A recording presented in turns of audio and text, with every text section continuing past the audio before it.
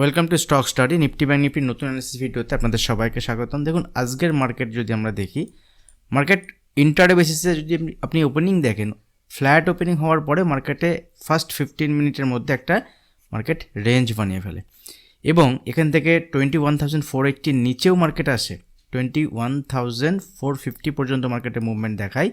দেন মার্কেটে একটা রেঞ্জ বানাতে স্টার্ট করে, ফার্দার দেখুন এই রেঞ্জ ব্রেক করে, বাট মার্কেট এখান থেকে শেষের দিকে যদি আমরা দেখি, শেষের দিকে মার্কেট একটা মুভমেন্ট উপরের সাইডে হয়েছে এবং 21,600 থেকে 625-এর যে রেজিস্ট্যান্স লেভেল, সেই রেজিস্ট্যান্স লেভেলের কাছে গিয়ে মার্কেট ক্লোজ দিয়েছে। তো দেখুন কিছু বিষয় আমি আপনাদের সঙ্গে শেয়ার করবো। আমি প্রত্যেক দিনই আপনাদের কিছু না কিছু লার্নিং দেওয়ার চেষ্টা করি এই অ্যানালিসিস ভিডিওর মাধ্যমে।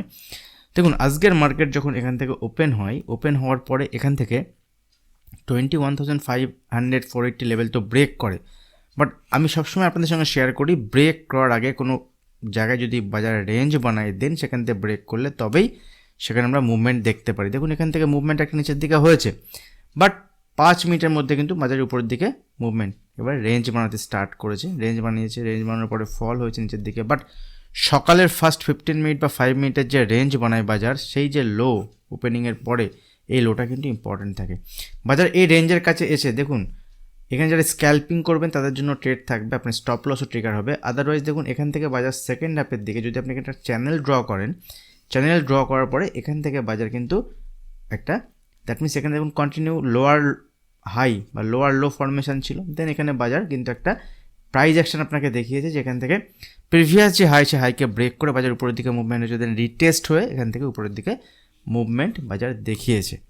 তো এই জায়গাতে কিন্তু একটা ট্রেড সেট আপ দেখা যায়। তো ইন্টারডে বেসিসে কোনো পজিশনাল ট্রেড বা কোনো এখান থেকে হোল্ড করার কিছু বিষয় আমি সাজেস্ট করছি না, কারণ বাজারে আগামীকাল ওপেন হওয়ার পরে নেক্সট মুভমেন্ট কী হতে পারে আমি একটু পরে আপনাদের সঙ্গে শেয়ার করতে থাকবো। কিন্তু এই জায়গাতে কিন্তু একটা ট্রেড সেট আপ পাওয়া যায়, ঠিক আছে। তো এখানে একটা ডাবল বটম আপনি বলতে পারেন, যদি আপনি দেখেন এখানে একটা ডাবল বটম আমরা দেখতে পারি এবং ডাবল বটমের পরে কিন্তু এখান থেকে নেকলাইন ব্রেক হওয়ার পরে উপরের দিকে পজিটিভলি মুভমেন্ট হয়েছে। অনেকে এই ভিডিও বানানোর পরে এরকম কমেন্ট করবেন যে চার্ট তৈরি হওয়ার পরে অনেকেই বলতে পারে আপনি লাইভ মার্কেটে দেখান, লাইভ মার্কেট যদি করেন। দেখুন আমি আমাকে নিজেকে প্রুভ করার জন্য কিছু বলছি না, জাস্ট অ্যানালিসিস লার্নিং শেয়ার করার জন্য আমি ভিডিওতে এখানে ডিসকাস করছি যে এই রকম চার্টে কিন্তু এইভাবে ট্রেড সেট আপ নিয়ে কাজ করা যায়। ডাবল বটম প্যাটার্ন নিয়ে আমি ভিডিও বানিয়েছি, অনেক আগেই ভিডিও বানানো আছে, আপনারা গিয়ে দেখতে পারেন এবং সেখান থেকে কিন্তু ছোটো স্টপ লসের বেসিসে এখানে ট্রেড সেট আপ তৈরি হলে সেখান থেকে ট্রেড নিয়ে কাজ করতে পারে। দেখুন এখানে দুটো জিনিস হতে পারে, হয় আপনার এখানে লস হবে, লস হলে আপনার স্টপ লস থাকবে, ছোট লস, বড় তো লস হবে না এখানে, ছোট লস, এবং নিচের দিকে মানে স্মল লস হবে, লস হলে, এবং উপরের দিকে একটা প্রফিট রিস্ক রিওয়ার্ড এসব মেনটেন করে যদি ট্রেড নিতে পারেন সেক্ষেত্রে এখানে ট্রেড নেওয়া যায়। জাস্ট অ্যানালিসিস আমি আপনাদের সঙ্গে শেয়ার করছি। তো দেখুন এখান থেকে বাজার যে জায়গাতে দাঁড়িয়েছে, নিফটি যদি আমরা অ্যানালিসিস করি আগামীকালের জন্য, যে জায়গাতে বাজার দাঁড়িয়ে আছে একটা কনফিউজিং মানে সিচুয়েশানে বাজার দাঁড়িয়ে আছে। দ্যাট মিনস যে লেভেল থেকে বাজারে সেল এসেছিলো সেটা হচ্ছে 21,725, 21,725 এখন ইম্পর্টেন্ট বাজারের রেজিস্ট্যান্স লেভেল। আর ফার্স্ট যে রেজিস্ট্যান্স লেভেল, সেই রেজিস্ট্যান্স লেভেল হচ্ছে এটা, ঠিক আছে, 21,600 থেকে 625। তো আগামীকাল যদি বাজার এখান থেকে উপরের দিকে মুভমেন্ট হয়, যদি উপরের দিকে গ্যাপ ওপেন হয়, মুভমেন্ট না গ্যাপ ওপেন হলো, গ্যাপ ওপেন হওয়ার পরে কিন্তু এখানে ঝাঁপিয়ে পড়া যাবে না। উপরের দিকে যদি মুভমেন্ট হয়ও আমি ছেড়ে দিতে প্রেফার করবো, এখানে উপরের দিকে এভাবে মুভমেন্ট হলে আমি ট্রেড নেবো না। নিচের দিকে যদি কোনো কারেকশান আসে, ধরুন এই আজকের যে হাই যদি বাজারে তেজ হতেই হয়, বাজার যদি উপরের দিকে মুভমেন্ট হতেই হয়, তাহলে আজকের যে হাই লেভেল বা আজকের যে লাস্ট 15 মিনিট বা 20 মিনিট যে রেঞ্জ, এর কাছাকাছি বাজার আসবে, অন্তত টাচ করতে আসবে। যদি এখানে এসে ফার্দার উপরের দিকে রিভার্সাল সাইন দেয়, সেখানে আমার বেস্ট বাইং অপরচুনিটি হবে ছোট স্টপ লস, স্মল স্টপ লসের বেসিসে। এইভাবে আপনাকে ইন্টারডে ট্রেডিং প্ল্যান করতে হয়, ইন্টারডে ট্রেডিং এভাবে প্ল্যান করতে পারেন। যদি এখান থেকে কোনো কারণে নিফটিতে গ্যাপ ডাউন ওপেন হয়, ধরুন 21,580, 21,600-এর কাছে এখানে গ্যাপ ডাউন ওপেন হলো, অল্প যদি গ্যাপ ডাউন ওপেন হয়, গ্যাপ ডাউন ওপেন হওয়ার পরে ফার্স্ট ক্যান্ডেল যদি কোনো হ্যামার ক্যান্ডেল তৈরি হয়, সেখানে ছোটো রিস্ক নিয়ে হ্যামার ক্যান্ডেলের লোকে স্টপ লস দিয়ে প্রথমতে একটা বাইং ট্রেড ইনিশিয়েট করা যেতে পারে। বাট যদি এখানে হ্যামার ক্যান্ডেল না হয়, নিচের দিকে কন্টিনিউ মুভমেন্ট হয়, সেখানে কোনো ট্রেড সেট আপ হবে না। নিচের দিকে সাপোর্ট লেভেল থাকবে 21,500 থেকে 480 লেভেল। বাট মাথায় রাখবেন বাজারে এই যে লাস্টের মুভমেন্ট এসছে, এটা কয়েকটা স্টকের মুভমেন্ট করিয়ে, তার মধ্যে যেমন রিলায়েন্স, যদি আমরা আইটি সেক্টর কয়েকটা স্টক দেখি, আইটি সেক্টর আগামীকাল টিসিএস ইনফোসিসের রেজাল্ট আছে, তার উপর ডিপেন্ড করবে আইটি স্টকের কেমন মুভমেন্ট হতে পারে। ওই স্টক দুটোর সঙ্গে সঙ্গে তার ওয়েটের যেহেতু ইন্ডেক্সে আছে, তো সেখানেও একটা মুভমেন্ট বাজার দেখাবে। তো এর বেসিসে কিন্তু বাজারের একটা মুভমেন্ট আগামী দিনে আমরা দেখতে পারবো। তো এখানে যদি বাজার কোনো কারণে গ্যাপডাউন ওপেন হয়, গ্যাপডাউন ওপেন হওয়ার পরে যদি হ্যামার ক্যান্ডেল তৈরি হয়, দেন একটা উপরের দিকে পসিবিলিটি থাকবে, সেখানে 21,625 পর্যন্ত টার্গেট বাজার দেখাতে পারে। 560 580 লেভেলে যদি বাজার ওপেন হয়, কোনো কারণে গ্যাপডাউন যদি ওপেন হয়, আর যদি বাজার এখান থেকে ফার্দার গ্যাপডাউন ওপেন হওয়ার পর, ধরুন গ্যাপডাউন ওপেন হলো 560 540 কাছাকাছি এবং নিচে এলো, বা ধরুন ফ্ল্যাট ওপেন হয়ে নিচে এলো এবং এই লেভেলের কাছে যে রেঞ্জ বানিয়ে যদি এই লেভেল ব্রেক করে, ফার্দার এখান থেকে কিন্তু 200 থেকে 300 পয়েন্টের মুভমেন্টের জন্য বাজার নিচের দিকে ওপেন হবে। কারণ এই মুহূর্তে বাজারের কাছে যে ইম্পর্টেন্ট সাপোর্ট লেভেল সেটা হচ্ছে 21,450 থেকে 21,480। মেবি এরকম হতে পারে বাজার একদিন কনফিউজ করার জন্য এখান থেকে উপরের দিকে মুভমেন্ট হয়েছে। বাট রিলায়েন্সের যে মুভমেন্ট উপরের দিকে হয়েছে, রিলায়েন্সের 2%-এর উপরে মুভমেন্ট হয়েছে এবং আইটি ইন্ডেক্সে একটা মুভমেন্ট হয়েছে। তো এই মুভমেন্ট যদি সাস্টেন করে, সেক্ষেত্রে কিন্তু এখানে 21,626-25 উপরে বাজার উপরের দিকে মুভমেন্ট হলো, সেক্ষেত্রে 700 পর্যন্ত টার্গেট হতে পারে। যেমনটা আমি শেয়ার করছিলাম, যদি ফ্ল্যাট ওপেন হওয়ার পরে উপরের দিকে মুভমেন্ট হয়, 625 লেভেলকে ব্রেক করে, দেন উপরের দিকে নেক্সট টার্গেট হবে 680 থেকে 700, এবং এই লেভেলে কিন্তু বাজারে রেজিস্ট্যান্স লেভেল থাকবে 720 থেকে 700 লেভেল, বাজারে ইম্পর্টেন্ট রেজিস্ট্যান্স লেভেল। এই লেভেলের উপরে সাস্টেন করে বাজার অনেকক্ষণ, অ্যাটলিস্ট 30 মিনিট 40 মিনিট সাস্টেন করার পরে ফার্দার উপরের দিকে মুভমেন্ট হয়, তবেই আমরা আগামী দিনে উপরের দিকে মুভমেন্ট দেখতে পারি। ঠিক আছে, রিলায়েন্সের কন্ট্রিবিউশন যদি এইভাবে থাকে, আইটি স্টকের যদি কন্ট্রিবিউশন হয়, সেক্ষেত্রে বাজারে এই যে কারেকশান হলো, কারেকশানের পরে উপরের দিকে মুভমেন্ট দেখাতে পারে। তো ইম্পর্টেন্ট লেভেলের বেসিসে ট্রেড করবো, কোনো আমার এখান থেকে ভিউ নয় যে আগামীকাল এটাই হতে পারে, আগামীকাল ওটাই হতে পারে, এরকম কোনো নয়। কল বাই করবো, পুট বাই করবো, এসব কিছু নয়। ইম্পর্টেন্ট লেভেলের বেসিসে ইন্টারডে অ্যানালিসিস আমি আপনাদের সঙ্গে শেয়ার করছি, যে ইন্টারডে বেসিসে যদি এরকম লেভেলে আসে, সেখানে প্রাইস অ্যাকশন যদি এরকম তৈরি হয়, তাহলে আমরা এভাবে ট্রেড প্ল্যান করতে পারি। তো ব্যাঙ্ক নিফটির ক্ষেত্রে যদি দেখি, দেখুন ব্যাঙ্ক নিফটি আজকে এখানে সারাদিন একটা রেঞ্জের মধ্যে কাটিয়ে দিয়েছে এবং উপরের দিকে যে লেভেল সেটা হচ্ছে 47,400 থেকে 420 লেভেল, এবং নিচের দিকে যে লেভেল সেটা হচ্ছে, যদি আমরা বেশিরভাগ সময় যেখানে সময় কাটিয়ে সেটা দেখি, এটা 47,200।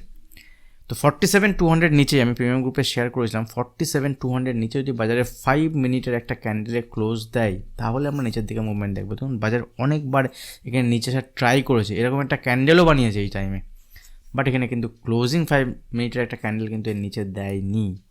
তো বাজার এখান থেকে বাউন্স এসছে, অনেকটা সময় এখানে কাটিয়েছে এবং সারাদিন দেখা গেলো এই রেঞ্জের মধ্যে বাজার সময় কাটিয়ে দিয়েছে। এই রেঞ্জটা যদি দেখি আমরা, ওখান থেকে মোটামুটি 200 থেকে 250 পয়েন্ট ম্যাক্সিমাম এই টাইম। মর্নিংয়ে একটা নিচের দিকে সেলিং প্রেশার দেখেছিলাম, গতকাল আমি শেয়ার করেছিলাম, বাজার কিন্তু এখান থেকে বাউন্স আসবে। মর্নিংয়েও আমি মার্কেট ওপেন হওয়ার পরে নিচে এলে এখানে একটা ছোটোখাটো কোয়ান্টিটিতে বাইং অপরচুনিটি হতে পারে, এটাই শেয়ার করেছিলাম। এখান থেকে আমরা 350 থেকে 400 পয়েন্টের মুভমেন্ট ইনিশিয়ালি ইন্টারডে বেসিসে আমরা খুব কম সময়ের মধ্যে এখানে পেয়েছি। তো কিছু বিষয় বাজারের থাকে, যে বিষয়গুলো যদি আপনি ঠিকঠাকভাবে অ্যানালিসিস করতে পারেন, তাহলে মার্কেটে খুব ইজিলি কাজ করতে পারেন। দেখুন এখান থেকে যদি ট্রেড সেট আপ না হয়, কখনো কখনো এরকম হয় মার্কেটে যে ট্রেড সেট আপ না থাকলেও আপনাকে ওয়েট করতে হয়। যদি ট্রেড সেট আপ না হয়, no trade is also a good trade, এটা মাথায় রাখতে হয় অ্যাজ এ ট্রেডার যখন আপনি মার্কেটে কাজ করছেন। তো সিম্পল এই রেঞ্জের মধ্যে যদি বাজার ওপেন হয়, তাহলে এই রেঞ্জের মধ্যে কোনো ট্রেড সেট আপ নেই যতক্ষণ পর্যন্ত 47,400 বা 450 থেকে এখানে 200 বা 180 লেভেল পর্যন্ত এই লেভেল রেঞ্জের নিচে ক্লোজ হতে দিন, বা এই রেঞ্জের নিচে 5 মিনিটের একটা ক্যান্ডেল হতে দিন, অ্যাটলিস্ট 5 মিনিট 10 মিনিটের ক্যান্ডেল, দেন কিন্তু আমরা উপরের দিকে মুভমেন্ট দেখতে পারবো। দেখুন সবথেকে ভালো ট্রেড সেট আপ হবে যদি ফ্ল্যাট ওপেন হয়, অল্প গ্যাপ ওপেন হয়, যে এই রেঞ্জের উপরে যদি এখানে কিছুটা সময় কাটায়, বা এই রেঞ্জের কাছে যদি কিছুটা টাইম স্পেন্ড করে, অ্যাটলিস্ট 15 মিনিট আধ ঘন্টা যদি এখানে সময় কাটায়, দেন উপরের দিকে ব্রেকআউট হয়, তাহলে উপরের দিকে আমরা 47,550 থেকে 600 টার্গেট দেখে, তো 200 পয়েন্টে। কিন্তু দেখুন ব্যাঙ্ক নিফটি কিন্তু রিস্ক এখনও কিছু কম হয়নি। যদি আপনি দেখেন ব্যাঙ্ক নিফটি যে ট্রেন্ড ছিল, সেল অন রাইজ নেগেটিভ যে ট্রেন্ড ছিল, সেই নেগেটিভ ট্রেন্ডের কোনো চেঞ্জ হয়নি। আজকে এখানে ব্যাঙ্ক নিফটি কিছুটা সময় কাটিয়েছে, কারণ এখানে বাউন্স এক্সপেক্টেড। এইভাবে যখনই ফল এসছে বাউন্স এসছে, ফল এসছে বাউন্স এসছে, এটা 1 আওয়ারের চার্ট। তো দেখুন এখানে কিছু উপরের দিকে এরকম কিছু হয়নি যে বাজারে বিশাল বড় একটা মুভমেন্ট পজিটিভ সাইডে হয়েছে। পজিটিভ সাইডে মুভমেন্ট হতে গেলে 47,800 যে লেভেল, এর উপরে বাজারকে ক্লোজ দিতে হবে। এখান থেকে এখনও মোটামুটি যদি আমরা দেখি 400 পয়েন্ট উপরে গিয়ে বাজারকে ক্লোজ দিতে হবে। তো এর মধ্যে যদি বাজার থাকে তাহলে কি ট্রেড সেট আপ হবে না? হ্যাঁ, ছোটো কোয়ান্টিটির মধ্যে ট্রেড সেট আপ হতে পারে, বড় কোনো কোয়ান্টিটি নয়।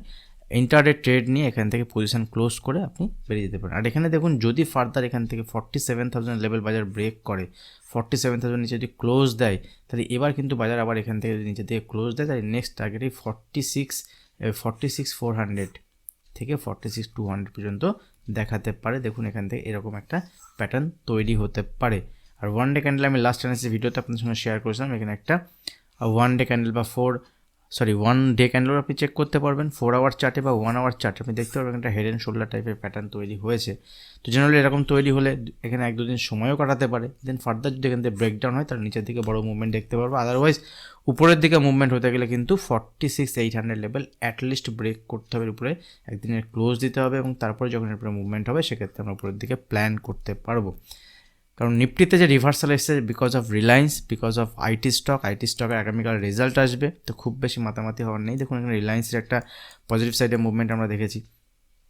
যদি আইটি স্টকের পজিটিভ সাইডে মুভমেন্ট আমরা দেখি আগামী দিনে, সেক্ষেত্রে কিন্তু এখান থেকে আইটি স্টকেও একটা ভালো মুভমেন্ট আসবে। কারণ এখন যদি আমরা আইটি স্টকের চার্ট দেখি, দেখুন আজকে নিফটির আইটির যে হেভিওয়েটের স্টক আছে, দেখুন HCL টেক যদি দেখি, HCL টেকের একটা ওয়ান ডে চার্টে দেখুন HCL টেক এখান থেকে একটা পজিটিভ সাইডে মুভমেন্ট হয়েছে, ঠিক আছে, যেটা আমি আপনাদের সঙ্গে আইটি ইন্ডেক্সে 3-4 দিন আগে একটা ভিডিওতে শেয়ার করেছিলাম। এই যে রেঞ্জ বানাচ্ছিল, ঠিক আছে, আইটি ইন্ডেক্সও এই রেঞ্জের মধ্যে কিন্তু সময় কাটাচ্ছে। তো দেখতে হবে এখান থেকে উপর দিকে বাউন্স আসতে পারে, এবার উপরে রেজিস্ট্যান্স লেভেলে গিয়ে কী করছে, দেখুন এক্স্যাক্ট টাইমে কিন্তু এখানে এসে দাঁড়িয়েছে।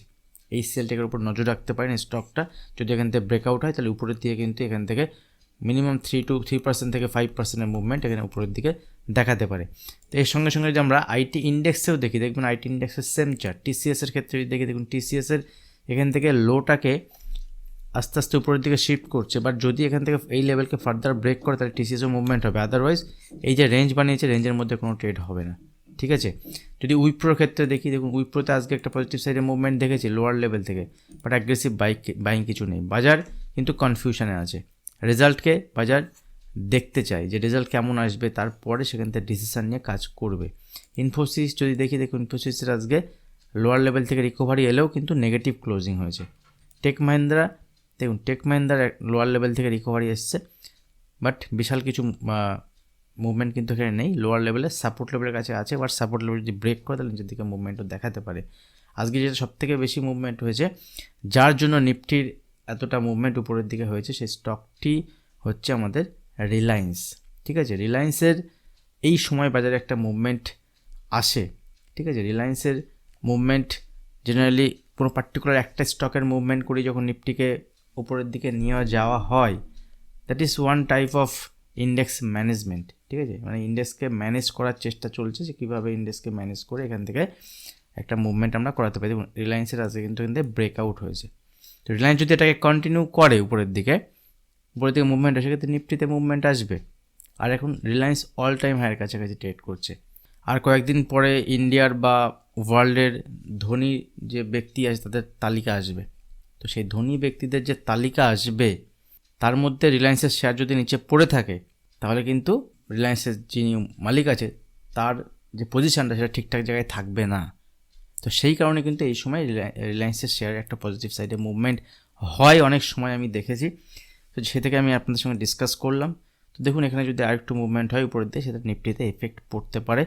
যারা ভিডিও দেখছেন, যদি ভিডিও ভালো লাগে, ভিডিও যদি আপনার জন্য হেল্পফুল হয়, তাহলে অবশ্যই ভিডিওতে লাইক করবেন। যদি এখনও চ্যানেল সাবস্ক্রাইব না করে থাকেন, চ্যানেল সাবস্ক্রাইব করে বেল আইকনটি প্রেস করবেন, তাহলে আমি যখনই কোনো নতুন ভিডিও আপলোড করবো আপনার কাছে নোটিফিকেশান পৌঁছে যাবে। আর ভিডিও ভালো লাগলে ভিডিও শেয়ার করুন। আর যারা প্রিমিয়াম গ্রুপে জয়েন হতে চান, যারা মোটামুটি মার্কেটে 6 মাস 1 বছর কাজ করছেন, একটা গাইডেন্স যদি চান, সেক্ষেত্রে লাইভ মার্কেটে তারা জয়েন করতে পারেন। প্রিমিয়াম গ্রুপে জয়েন হওয়ার ডিটেলস পাবলিক টেলিগ্রাম চ্যানেলে দেওয়া থাকবে। আপনারা হোয়াটসঅ্যাপের মাধ্যমে হোয়াটসঅ্যাপ নাম্বারে যোগাযোগ করতে পারেন। আর যদি আপনি ভিডিওর নিচে ডেসক্রিপশন বক্সে দেওয়া আপস্টকের অ্যাকাউন্ট ওপেনিং লিঙ্ক থেকে আপস্টকের অ্যাকাউন্ট ওপেন করে অপশনে ট্রেড করেন, তাহলে প্রিমিয়াম গ্রুপ আপনার জন্য ফ্রি থাকবে। যারা আপস্টকে অ্যাকাউন্ট ওপেন করে সুইং বা পজিশন ট্রেড করতে চান, তাদের জন্যও সুইং পজিশনাল ট্রেডিংয়ের জন্য একটা গ্রুপ আমি রিসেন্টলি ক্রিয়েট করেছি। তো ওখানেও swing positional trade set up থাকলে আমি শেয়ার করতে থাকি, আপনারা সেখানেও ফ্রি জয়েন হতে পারেন। আপস্টকের account opening link public Telegram চ্যানেলে দেওয়া থাকবে। পাবলিক টেলিগ্রাম চ্যানেলের লিঙ্ক ভিডিও নিচে ডিসক্রিপশন বক্সে দেওয়া আছে। যারা আমার সঙ্গে যুক্ত হতে চান তারা ওখানে জয়েন হতে পারেন। বিভিন্ন important news, event, chart pattern থাকলে আমি ওখানে শেয়ার করতে থাকি। But intraday during the market hours আমি প্রিমিয়াম গ্রুপেই অ্যাক্টিভ থাকি। আজ ভিডিও এখানে শেষ করছি, দেখা হবে নেক্সট ভিডিওতে। ধন্যবাদ।